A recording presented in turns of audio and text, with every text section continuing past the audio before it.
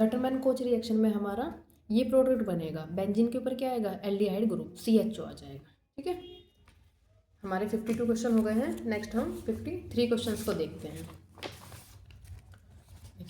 At higher altitude, जब आप height पर जाते हो तो बताना है आपको क्या होता है। देखिए, मेल्टिंग पॉइंट इंक्रीज करता है सॉलिड का, या फिर लिक्विड का बॉइलिंग पॉइंट डिक्रीज करता है, या फिर boiling point of liquid increase. देखिए, यही इसका आंसर है, boiling point of liquid increase. इसीलिए कहते हैं कि देखिए, अगर आप हाइट पर हो और आप पोटैटो को बॉयल कर रहे हो तो क्या होगा, जैसे लिक्विड है, वाटर है, इसका बॉइलिंग पॉइंट कम हो गया है, तो ये तो क्या हो जाएगा, बॉयल हो जाएगा, जबकि जो आपके पोटैटो है वो कच्चे रह जाएंगे, वो बॉयल नहीं होंगे।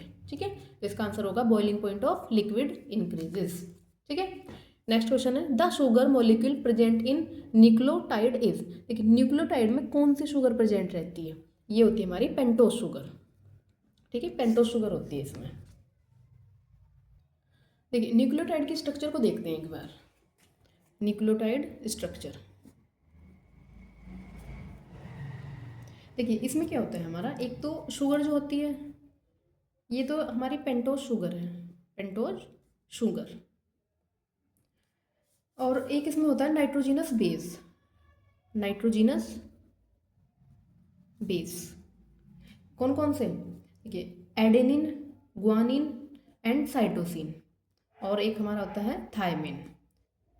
ये किस में होता है, इन डीएनए, डीएनए में होते हैं adenine, guanine, cytosine and thymine. और यूरेसिल हमारा किस में होता है, आरएनए के अंदर, यूरेसिल ये किसके अंदर होता है, आरएनए।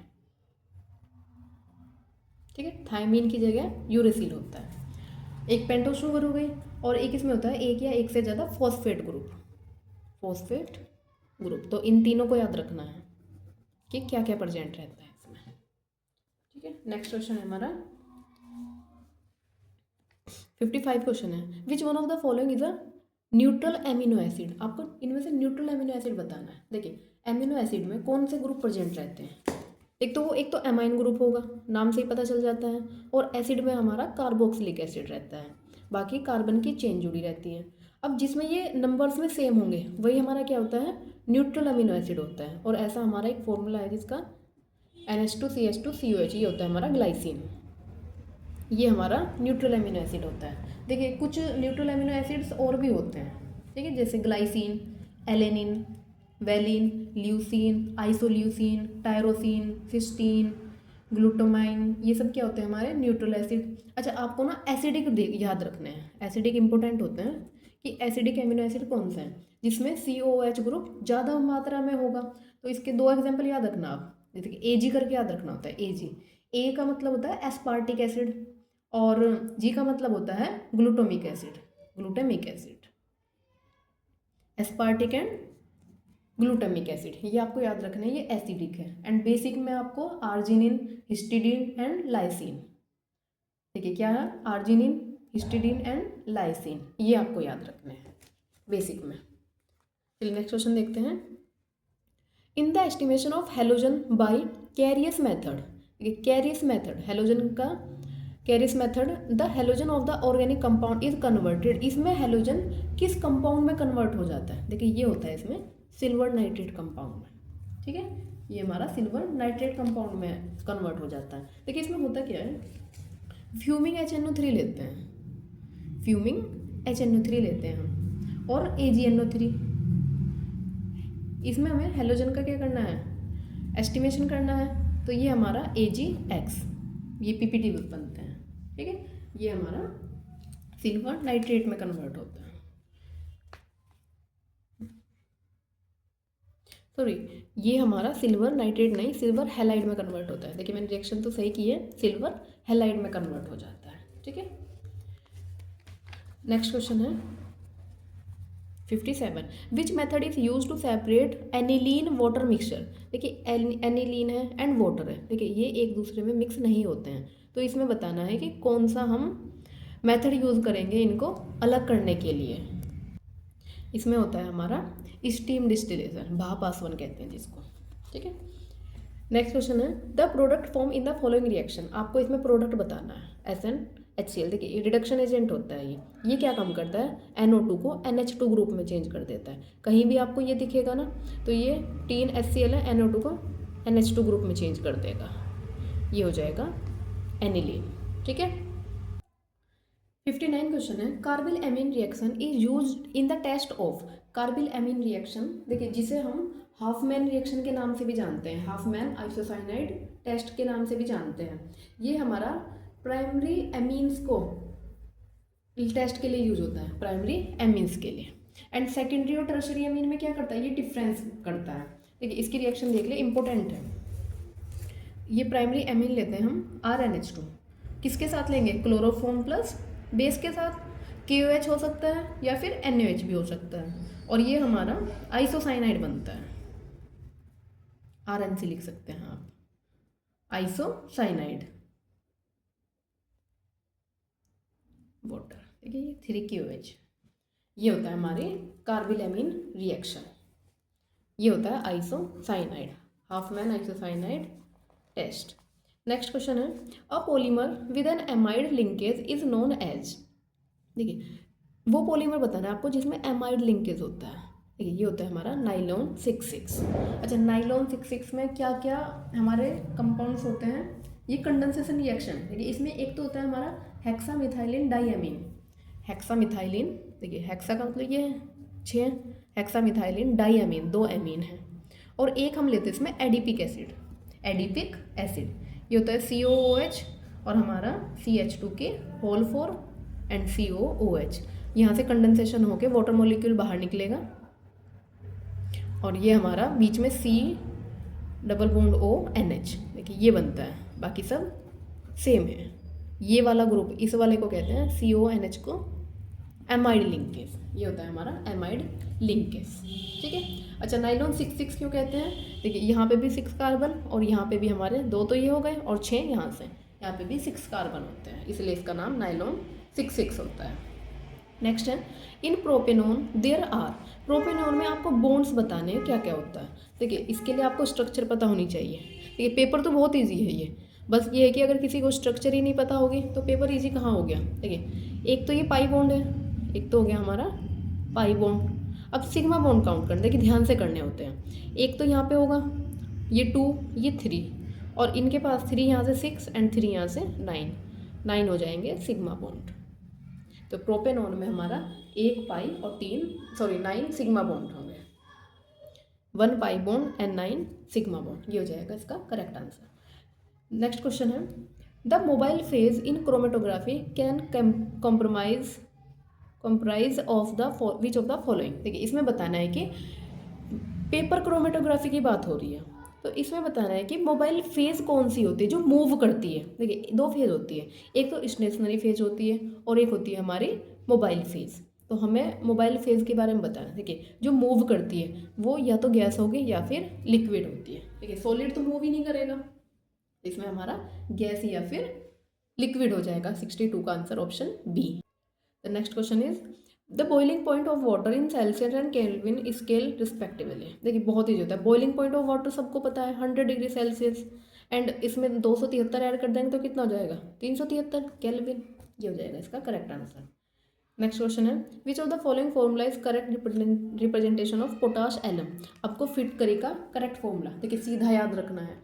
जितने भी कोऑर्डिनेशन में कार्नेलाइट और हमारे ये फिट करी ये सब होते हैं मोर साल्ट, इनको याद रखना है इनका फॉर्मूला। देखिए ये होता है K2SO4 Al2SO4 की होल थ्राइस इंटू 24H2। देखिए अच्छा ये तो याद होता होगा सबको कि इसमें 24 मॉलिक्यूल वाटर के होते हैं, तो ये 2 ऑप्शन तो हम एलिमिनेट कर सकते हैं। दूसरी बात हमें याद रखना है कि क्रोमियम और एल्यूमिनियम से कौन होता है, हमारा ये एल्यूमिनियम प्रेजेंट रहता है, तो ऑप्शन सी करेक्ट होगा। ठीक है। नेक्स्ट क्वेश्चन है, unit of RF value in chromatography. अच्छा RF में हमें बताना है कि RF के यूनिट क्या होते हैं, मात्रक क्या होता है इसका। देखिए RF होता है रिटार्डेशन फैक्टर। RF क्या होता है, रिटार्डेशन फैक्टर। इसका फॉर्मूला होता है डिस्टेंस ट्रेवल्ड बाय सब्सटेंस। आपने जिसका भी स्पोर्ट्स लगाया है वो सब्सटेंस कितने उसने डिस्टेंस ट्रेवल किए हैं upon distance travel by solvent, distance travelled by solvent. देखिए जब हम एमएससी में थे तब हम ये प्रैक्टिकल करते थे क्रोमेटोग्राफी वाला।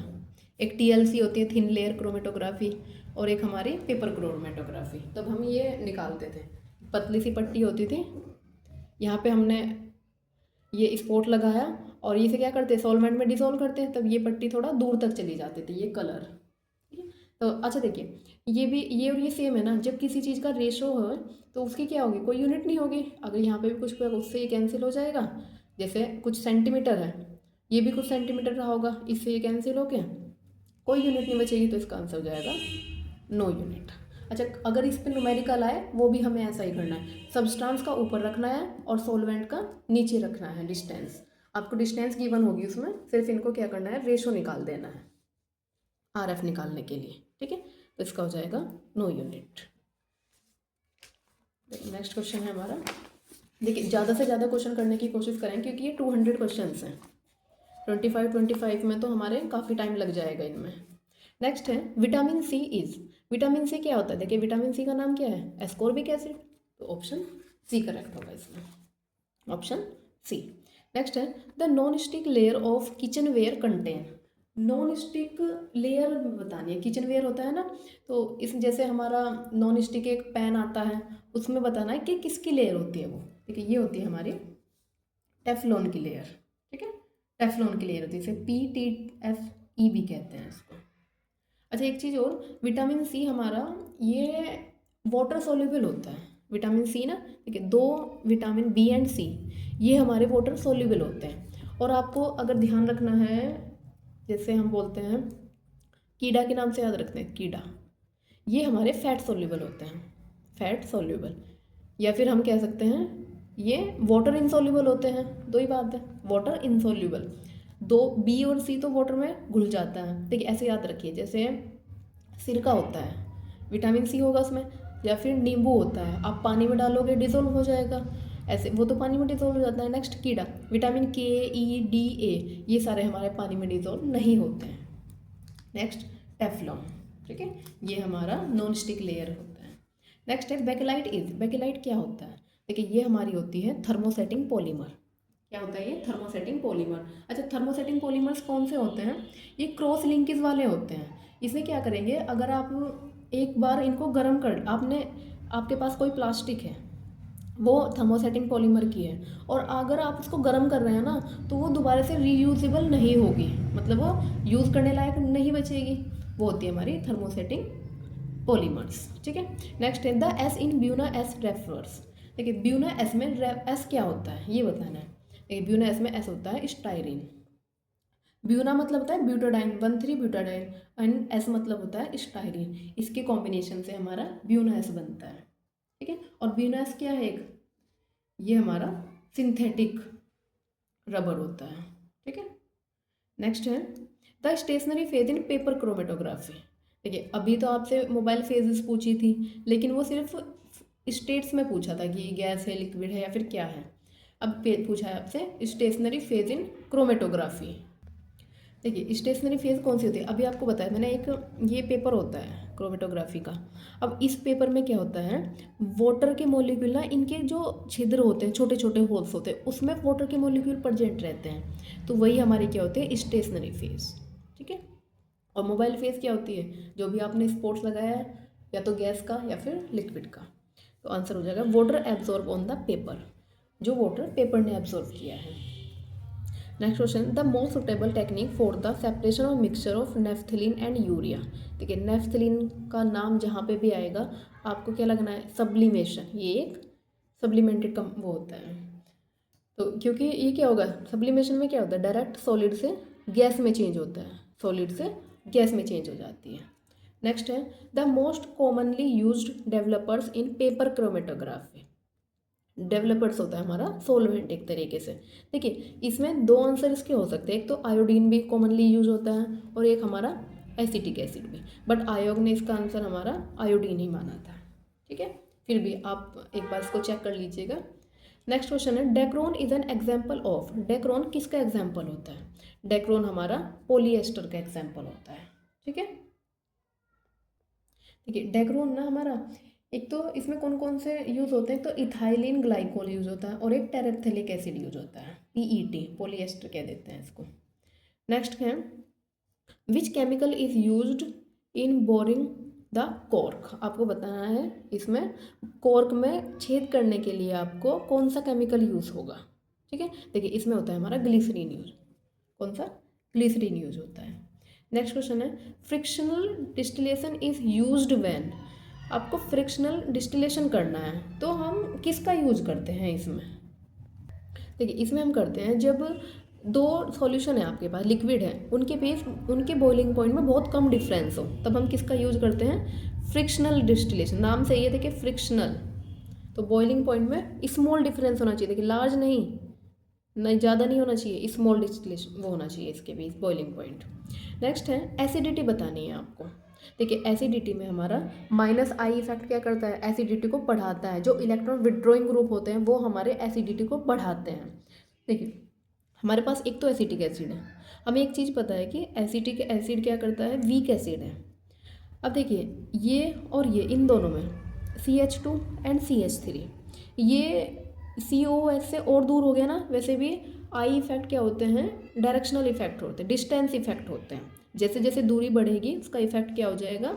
घटता या बढ़ेगा? अगर बढ़ेगी तो बढ़ जाएगा और कम होगी तो ज़्यादा हो जाएगा। वो -I के केस में है। देखिए एक है हमारे पास बेंजोइक एसिड और एक बेंजोइक में हमारा CH2 लगा हुआ है। देखिए सबसे पहले तो हमारा ये बेंजोइक एसिड है, डायरेक्ट pH से जुड़ा हुआ है फिनाइल से, तो ये हमारी सबसे ज़्यादा एसिडिक होगी। उसके बाद ये फिनाइल रिंग है, लेकिन इसमें एक CH2 इसके बाद ये है। नेक्स्ट हमारा क्या है? एसिटिक एसिड है। अब इसमें एक R ग्रुप लग गया, तो ये प्लस I देगा ना ये हमारा CH3 एल्किल ग्रुप, तो ये क्या करेगा? एसिडिटी को कम करेगा, इसलिए सबसे कम एसिडिटी इसी की होगी। ऑप्शन सी करेक्ट हो जाएगा। नेक्स्ट है which of the following does not belongs to the category of natural polymer. कौन सा इसमें नेचुरल पॉलीमर नहीं होता? देखिए सेलुलोज प्लांट से मिलता है, नेचुरल है। स्टार्च भी नेचुरल है, प्रोटीन भी नेचुरल होता है। बट जो रेयन है ना, रेयन, ये हमारा सेमी सिंथेटिक पॉलीमर होता है। कौन सा? सेमी सिंथेटिक, अर्ध संश्लेषित पॉलीमर बोलते हैं इसको। ठीक है, नेक्स्ट है in which of the following test Rochelle salt in used as a reagent. Rochelle salt as a reagent किस में यूज होता है? देखिए ये होता है हमारा फेलिंग टेस्ट में। और फेलिंग टेस्ट किसके लिए यूज होता है? कार्बोहाइड्रेट्स के लिए यूज होता है, CHO ग्रुप के लिए। ठीक है, नेक्स्ट है which one of the following is a semi synthetic polymer. देखिए कितना इजी पेपर बना है। एक में तो आपको ये पहले ऑप्शन पूछ लिया और अभी आपको क्या कहा? सेमी सिंथेटिक पॉलीमर बताना है। इसका आंसर भी क्या हो जाएगा? रेयन हो जाएगा। ठीक है, रेयन इसका आंसर होगा। नेक्स्ट है vinegar is primarily composed of. देखिए विनेगर सिरका, और सिरका हम नाम से समझते हैं ये क्या होता है? Acetic acid. ठीक है, नेक्स्ट है carbon and hydrogen are detected by heating the compounds with. Carbon and hydrogen किसके साथ हम डिटेक्ट करते हैं? देखिए ये होता है हमारा CuO, इसके साथ यूज करते हैं। ठीक है, नेक्स्ट क्वेश्चन है which one of the following order in relative strength of acids. इस बार फिर से एसिड पूछा है। देखिए हेलोजन की इलेक्ट्रोनेगेटिव सबसे ज़्यादा होती है, और हेलोजन में भी सबसे ज़्यादा किसकी होती है? फ्लोरीन की होती है। तो इसमें फ्लोरीन, देन क्लोरीन, फिर ब्रोमीन, तो ऑप्शन बी करेक्ट होगा। इसकी एसिडिटी सबसे ज़्यादा हो जाएगी, क्योंकि देखिए ये तो सब में कॉमन है ना, सिर्फ इसमें हेलोजन्स के बेसिस पे ही बताना था। ठीक है, चलिए हम इस वीडियो में इतना ही रखेंगे, मिलते हैं नेक्स्ट वीडियो में। Thank you so much for watching.